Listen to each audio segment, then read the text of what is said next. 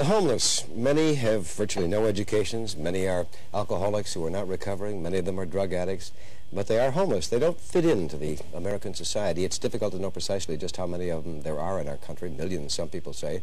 The homeless of Detroit kind of move from place to place, looking for shelter, someplace warm, someplace dry, looking for a little food, and maybe a little work. But the story of the homeless is not really a story of labels. It is a story of human beings. And to really get a good, hard, realistic look at being homeless, Channel 7 producer Donella Crawford and cameraman Herman McKalpain spent some time living on the streets of Detroit, getting to know the people, the problems, the homeless. The telephone, news wires, notes from reporters. Those are some of the tools I usually depend on to get stories. For Herman, the job requires a trained eye, a lot of hustle, and a rapport with a camera. But for 2 days and nights the week before Christmas, we put away the notebook and the camera and relied on our eyes, our ears, and our guts to get the story. We would become two of the homeless. We made up new names and a new identity. We were Herman and Donnie Mack. The cameraman and the producer had become a homeless couple from Ohio who had just moved to the big city to look for work. Under layers of grubby clothing, we had small microphones. We planned to wear them all the time to record our conversations and our thoughts. We each threw a blanket into a plastic bag. We had $5 between us. That was it. Our recovery story had us arriving in Detroit on the bus, so we had our camera crew drop us off at the Greyhound terminal.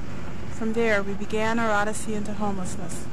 We had stepped into a different world. We walked toward the Cass Corridor, which was to be our home base. It was cold, brutally cold. We had picked the 2 worst days of the winter. As we walked, things changed.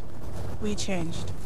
I guess we were imitating homeless people at first, trying to do what they do and feel what they feel.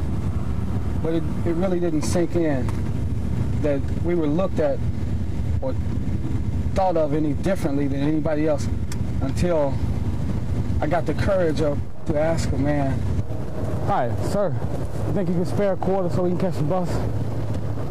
Thanks." But the way he looked at us and the way he walked off, I realized then that homeless people, in spite of why they're homeless, are looked down on, and that troubled me.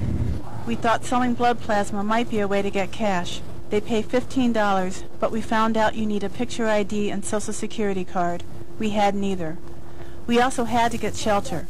The wind chill would be 40 below that night. I was getting scared. We had to find a place to get inside.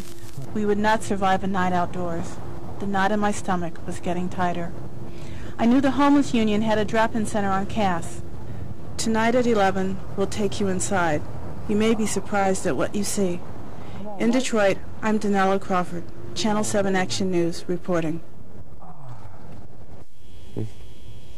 This close-up look at the people who are homeless continues all of this week on Channel 7 News at 11 o'clock this evening. Donella and Herman will show you the boredom, the danger, and the acts of kindness that they found on the streets of Detroit during the 2 coldest days of the winter. And the story tells the story. It's not the way we usually report things.